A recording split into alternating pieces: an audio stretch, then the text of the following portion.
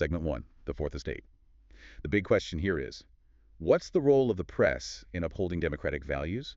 And what are the real issues affecting press freedom in India today? Right. Well, it's hard to overstate its importance, isn't it? It's seen as the foundation of any free society. And our sources point straight to a very powerful legal idea here. Oh, yeah, The Supreme Court, way back in the Ramesh Thapar case, called a free press the Palladium of Liberty. palladium, Yeah. like a safeguard. Exactly like that. A sacred safeguard. It's sort of the constitutional touchstone for protecting freedom itself. Okay, so practically speaking, what does the press actually safeguard? What's its job? Well, first and foremost, it gives real teeth to that freedom of speech we all have under Article 19. It makes sure that citizens, everyone has access to crucial, relevant information. Information is power, right? Absolutely. And we've seen how vital that is. Think about when the media exposed secrets like the Panama Papers revealing hidden wealth. Or things closer to home, like instances of alleged crony capitalism, like the radiotapes controversy. Precisely. It's about holding the powerful accountable, shining a light in dark corners. And it also forces important public issues into the spotlight, doesn't it? Things that might otherwise be ignored, like bringing national attention to events like the ethnic violence in Manipur. Yes, or collaborating sometimes with civil society groups to uncover, say, large-scale corruption. It provides that essential public platform for discussion. Which some thinkers, like Hannah Arendt, called deliberative democracy. It's where we talk things through as a society. That's the ideal. But, and this is the big question the sources raise, if this pillar is so vital, why does it seem so shaky sometimes? What are the specific issues eroding press freedom in India? Yeah, that's the core of it. And the sources point to, well, multiple kinds of pressures, really. Some internal, some external. Okay, like what? Internally, there's the whole issue of, sensationalism, yellow journalism, chasing clicks and controversy over facts. Fake news. Fake news, definitely. The specific example cited in our material is the UPSC jihad controversy involving Sudarshan TV. That caused quite a stir. I remember that. And that kind of reporting feeds into broader questions about integrity, doesn't it? Especially when you see these huge corporate takeovers of media houses. Right. Suddenly, financial motives might start to, cloud the reporting. You have to ask about editorial independence then. True, but maybe the most serious external challenge is what the sources call the chilling effect. Ah, the chilling effect. Explain that a bit. It's when the government's actions, or even just the threat of action, make journalists and media houses hesitate. They start to self-censor. So they pull their punches because they're afraid of repercussions. Exactly. The Median ban in Kerala is often brought up as an example of that kind of pressure being applied. Got it. And then there's the whole spectacle of media trials. Ugh. Yes, driven purely by TRPs, right? Television rating points. Chasing those ratings. When getting viewers becomes more important than responsibly reporting the facts, well, we saw that play out very publicly with the Sushant Singh Rajput case coverage. A prime example. The focus totally shifted from informing the public to just raw entertainment, almost. It felt like that. So if these are the problems, what's the way forward? How do we strengthen this pillar? Well, the consensus in the sources seems to lean towards internal accountability first. They talk about self-regulation. Self-regulation based on what? Based on the Supreme Court's own public good doctrine. This came up in the Breach-Bhushan case. The idea is that the press has a duty to serve the public good. Okay, and how do you enforce that? That's the other key part. Yeah. Empowering the existing regulatory bodies, like the Press Council of India, to actually enforce professional standards. Give it more teeth, essentially. Makes sense. Strengthen from within and clarify the standards. Okay, so if the press, one key accountability pillar, is facing these challenges, let's turn to the very foundation of political power, the vote. This brings us to segment 2. Right. The topic is, the electoral process, though it's meant to be inclusionary in theory, has been pointed out for having exclusionary tendencies in practice. We need to analyze this and pay special attention to the role of women in India's representative electoral system. Yeah, this is a fascinating tension between the ideal and the reality. Let's start with a number just to anchor us. Okay. The current Lok Sabha, the 17th one, has 78 women MPs. That's about 13.6% of the total. And that's the highest ever, right? It is, which is progress. But Yeah. compared globally, it's still significantly low. Many countries have much higher female representation. So the theory looks good on paper. Oh, absolutely. The Constitution guarantees universal adult franchise. Everyone gets to vote, Article 326. Right. We have common electoral rules, no separate ones based on gender or anything like that. And the law itself. The law's clear, too. Section 123 of the Representation of the People Act explicitly prohibits appealing for votes based on gender. So you can't campaign saying, don't vote for her because she's a woman. Right. So the legal framework for inclusion is there. It is. That's the promise. Now, let's dig into the exclusionary reality that the sources highlight. What are the barriers preventing more women from getting elected? What's the first major hurdle? One huge one is the criminalization of politics, the ADR reports, Association for Democratic Reforms. They suggest something like 43% of politicians have criminal records. Wow, that high. 43%. It's a shocking number. And frankly, that level of intimidation, the rough and tumble, sometimes violent nature of politics, it really inhibits women from even participating, let alone campaigning effectively. Basic safety becomes a concern. That makes sense. A barrier of fear, almost. It really is. Then you move into the more sociological barriers. This is where it gets really interesting, I think. Go on. The sources talk about something called public patriarchy. This term comes from the sociologist Sylvia Walby. Public patriarchy. What does that mean in practice? It essentially refers to the societal bias, primarily among male voters, a reluctance to actually vote for women candidates, even if they are qualified. It's those ingrained patriarchal attitudes playing out in the voting booth. So even if a woman overcomes the safety hurdles and gets nominated, she still faces this bias from voters. That's what the analysis suggests. And perhaps the most, depressing manifestation of this is what's called surrogacy representation. Surrogacy representation. Yeah, specifically the infamous Sarpanch Pati Syndrome. Ah, I've heard of this. The husband of the Sarpanch. Exactly. Professor Sudhapai identified this clearly. It's mostly seen in local government, the panchayats. A woman gets elected, often to meet reservation quotas. Right, because there are reservations for women at the local level. There are, but then it's her husband, the Sarpanch Patena, who actually wields the power. He attends the meetings, makes the decisions, interacts with officials. She's just a figurehead. So her representation is just a proxy for his power. That's quite something. It really undermines the whole principle of women's representation, doesn't it? And there's one more harsh reality mentioned. What's that? It's about the lack of what the sources call human capital among women, hindering their ability to rise in politics. And they connect this to something quite starkly phrased. Okay. They call it extended infanticide from womb to tomb. Whoa. That's strong language. It is. They use Andhra Pradesh as an example, talking about a systemic lack of investment in girls' and women's health, their education, their nutrition, right across their entire lifespan. So it's saying that cumulative disadvantage limits their ability to even reach a position where they could enter public life. That's the argument. It's a deep, systemic issue holding women back from leadership roles, including political ones. Okay, so we have safety fears, voter bias, proxy representation, and this deep lack of human capital investment. It's a multi-layered problem. How do the sources suggest we fix this? What's the way forward for better inclusion? Well, the most direct suggestion is political action at the national level. The big one is passing the Women's Reservation Bill. Right, the 108th Constitutional Amendment Bill. That would reserve seats for women in parliament and state assemblies, mirroring the local level. Exactly. That's seen as the most immediate structural change needed. But there are other ideas, too. Like what? The sources mention looking at international models. For instance, implementing a zipper system for party candidate lists. Zipper system, how does that work? Countries like Rwanda and Uganda use it. Political parties, when they draw up their list of candidates, have to alternate between a male candidate and a female candidate.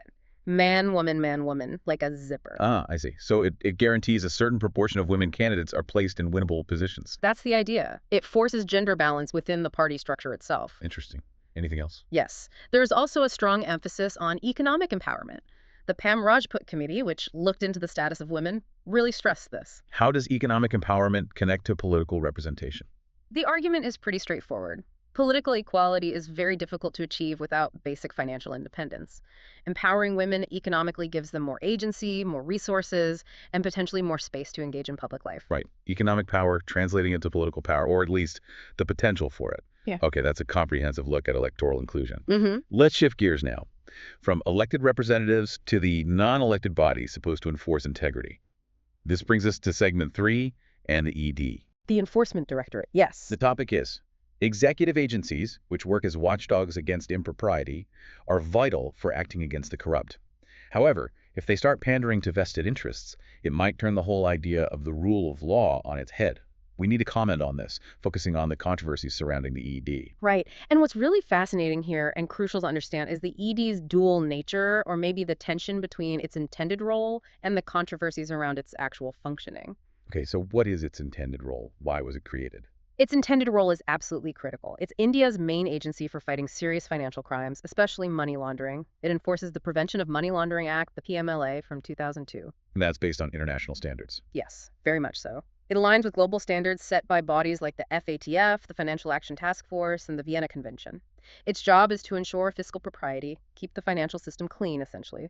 It operates under the Ministry of Finance and is also meant to assist bodies like the local anti-corruption ombudsman. So on paper, it sounds like an indispensable guardian of the economy's integrity, a financial watchdog. Exactly. That's the rule of law aspect, applying the law fairly to prevent financial crime. The controversy suggests a different picture, right? Yeah. The concern is that this function is being misused, turning rule of law into rule by law. What does that mean? Rule by law implies using the legal framework not for justice, but as a tool, potentially for political ends or to serve specific interests. And the primary accusation leveled against the ED in the sources is precisely this misdirection. Misdirection how? The allegation is that the agency is pandering to vested interests, and the most cited example is its alleged use for political witch hunts against opposition figures. Targeting political opponents using the agency's powers. That's the claim. The Abhishek Rout case is mentioned as one instance where critics felt the ED's actions were politically motivated, creating a climate of fear among those opposing the government. Okay, so that's the political angle. Does this alleged misuse spill over into other areas? The sources suggest it does. For instance, actions like raids on companies, including foreign ones, the example given is Twitter's office. Right, I remember that. Actions like that are seen by critics as potentially deterring foreign investment and damaging the overall ease of doing business climate in India. It creates uncertainty. So it'd have economic ripple effects. Potentially, yes. And it also touches civil society. The sources mention the alleged persecution or stigmatization of non-governmental organizations, NGOs. Like the action against Amnesty International. That's the example cited. Critics argue that using financial laws to scrutinize and clamp down on NGOs shrinks the space for dissent and participative democracy. It silences critical voices. This paints a picture of an agency potentially overstepping its mandate or being used instrumentally. Is there any data to back up these concerns about its functioning? Well, there's one statistic mentioned in the sources that is truly stark, and it gets quoted a lot in discussions about the ED. What is it? Despite registering over 6,000 cases under the PMLA over the years, the ED has an astonishingly low conviction rate. How low? Only 0.5%. Wait, 0.5%? Not even 1%? Correct. Less than one conviction for every 200 cases filed. Wow. Okay, but is that necessarily proof of misuse? Couldn't it just mean that money laundering cases are incredibly difficult to prove in court? They are complex, right? That's certainly a factor. Financial crimes are complex. Tracing money flows internationally takes time and effort. However, the sources strongly imply that this incredibly low rate points towards other issues as well, such as potential inefficiency, perhaps cases being filed without sufficient evidence, or yes, the implication of politically motivated cases that don't stand up to judicial scrutiny. At the very least, that 0.5% figure severely impacts public perception of the ED's effectiveness and its impartiality. It definitely raises questions. And you mentioned the PMLA itself earlier. Are there issues with the law itself? Critics point to several aspects of the PMLA that they consider particularly harsh or draconian, as the sources put it. Like what? For example, the process itself. Often, there's no prior notification of the specific offense being investigated when action starts. Bail conditions are extremely stringent, making it very hard to get bail once arrested under PMLA. And wasn't there something about the burden of proof? Yes, and this is a major point of contention. The PMLA effectively reverses the usual presumption of innocence. The burden is largely on the accused to prove they are not guilty, rather than the prosecution proving guilt beyond reasonable doubt. That sounds like a significant departure from normal criminal law principles. Yeah. Guilty until proven innocent. It is, and it's been challenged legally, though the Supreme Court has largely upheld these provisions. But it remains a major constitutional concern for many legal experts. So given these controversies, the political allegations, the low conviction rate, the harsh legal provisions, what's the suggested path towards accountability and reform? The sources point towards a couple of key areas. One is legislative change, particularly regarding bail. How so? They suggest adopting a bail law more aligned with principles seen in places like the UK, making bail more accessible under certain conditions. The Satnander Kumar Until case is referenced as a pointer towards more reasonable bail jurisprudence. Okay, reform the law itself. What about the institution? Structurally, the focus is on the appointment process for the ED director. Ensuring constitutional punctuality, meaning timely, transparent, and politically neutral appointments, is seen as crucial to preserving the agency's independence and integrity. Right, leadership matters. The idea being, if the ED is to be a credible watchdog, it needs to be seen as independent and effective, not a tool. Precisely, because ultimately, if India wants to advocate for transparency and rule of law on the global stage, it needs to ensure its own key institutions are functioning beyond reproach. That's a perfect segue, actually, that need for domestic integrity feeding into global standing. This brings us to our final segment, segment 4, India-Africa ties. A very different focus now, moving to foreign policy. Yes. The statement here is, as a harbinger of global rebalancing, India-Africa ties are a beacon of an inclusive, sustainable, and equitable world. We need to explain why this partnership is seen in such positive terms. Okay. The first thing the sources stress is the foundation of this relationship. It's not new, it's built on decades of shared history. Like the anti-colonial struggle. Exactly. Solidarity during the anti-colonial movements, shared experiences as developing nations, this creates a different dynamic. It's explicitly framed as a partnership of equals, not the traditional, often hierarchical donor-recipient relationship you see elsewhere. Okay, partnership, not patronage. So let's break down those three key words: inclusive, sustainable, equitable. Why is the India-Africa relationship seen as inclusive? This really goes deep into shared philosophies, actually. The source is connected to concepts like Africa's Ubuntu. Ubuntu, I am, because we are. That idea of interconnectedness. Precisely. And India's own philosophy of Vasudhaiva Kutumbakam, the world is one family. These aren't just slogans. They reflect a shared worldview emphasizing community and mutual respect. And how does that translate into policy? It translates into a shared push for reforming global governance. Both India and African nations feel that institutions created decades ago, like the UN Security Council or Bretton Woods institutions, don't reflect today's world. They lack representation from the global south. Exactly. So they are jointly pushing for what they call norms, a new orientation for reformed multilateralism. They want to fix the democratic deficit in these global bodies. That shared goal makes the partnership inherently inclusive. Okay, that covers inclusive. What about sustainable? How is partnership a beacon for sustainability?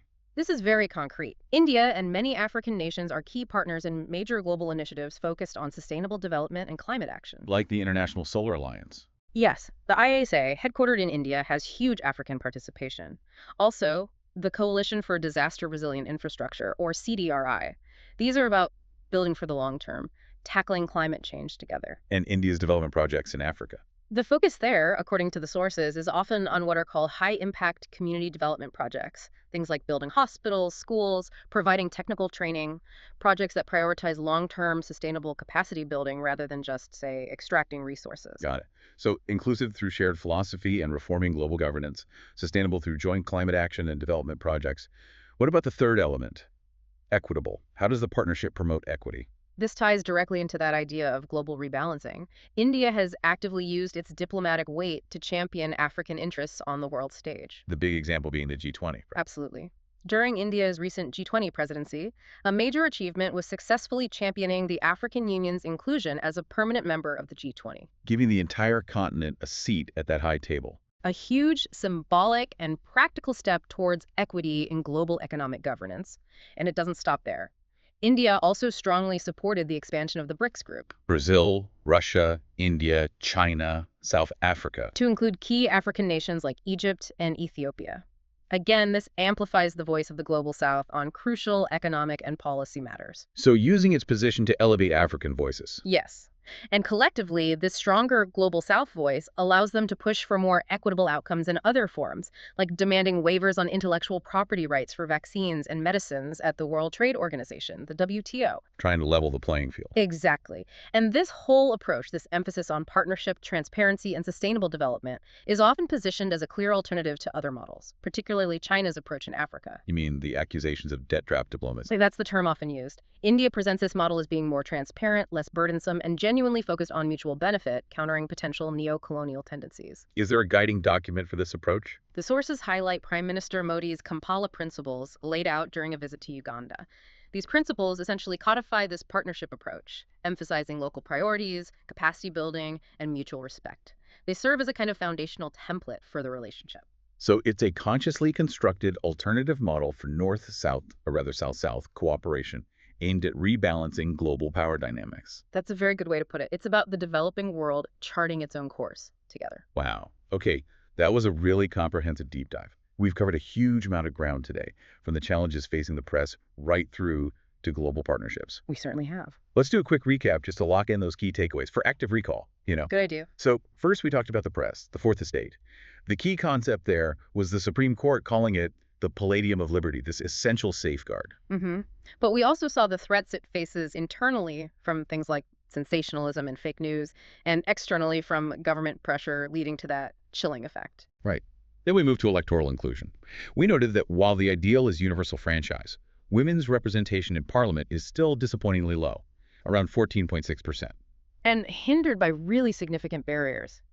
The criminalization of politics, creating safety fears, societal bias or public patriarchy, and that deeply concerning Sarpanch Pati Syndrome, proxy representation. Don't forget the extended infanticide concept, the lack of human capital investment. Then, segment 3, the Enforcement Directorate, a vital watchdog role in theory. But plagued by controversy. Allegations of political misuse, actions potentially harming the business climate, and that truly stark statistic, the 0.5% conviction rate against thousands of cases filed. Yeah, that number really sticks with you. It raises serious questions about effectiveness and impartiality, alongside concerns about the harsh provisions in the PMLA itself. Finally, we looked at the India-Africa relationship as a positive example, a beacon for global rebalancing. Built on shared philosophies like Ubuntu and Vasudhaiva Kutumbakam, the world is one family. Promoting equity by pushing for the African Union's permanent G20 seat, and sustainability through collaboration on initiatives like the International Solar Alliance and focusing on long-term development, a partnership model. Absolutely. So if we try to connect all these threads, what's the bigger picture here? Well, I think it's clear that the health of India's domestic institutions, the freedom and effectiveness of the press, the genuine inclusion in its democracy, the integrity and impartiality of its executive agencies like the ED, all these things are prerequisites for having a stable, credible, and influential voice on the global stage. So the strength of the India-Africa partnership, for instance, is ultimately underpinned by India's own internal democratic health. I think that's a fair connection to make. Integrity at home really is the silent currency of influence abroad. You can't credibly advocate for global rule of law if your own watchdogs are perceived as compromised. Makes sense. We've seen throughout this discussion how constitutional ideals, a free press, equal representation, rule of law, often clash with these harsh practical realities on the ground. Media trials, patriarchy, potential misuse of power. That gap between the ideal and the practice is the central tension, isn't it? It really is. And that leads us to our final provocative thought for you, the listener. Something to mull over after this deep dive. Okay. Considering all these challenges we've discussed, the press needing strengthening, women facing exclusion, the ED's controversial record, what single structural or behavioral change, if you could implement it immediately across all these areas, do you think would have the biggest and fastest impact on closing that fundamental gap between India's stated ideals and its day-to-day practice? That's a tough one. One single change with the biggest impact. Exactly. Is it reforming campaign finance? Is it strictly enforcing judicial independence? Is it a massive public education campaign on gender equality? Or something else entirely? What's that one lever that might create the most significant shift? Something for you to definitely think about, explore on your own, perhaps. Indeed. Well, thank you for joining us for this deep dive today. It's been quite illuminating. Thank you. It was a great discussion. We'll see you next time on The Deep Dive.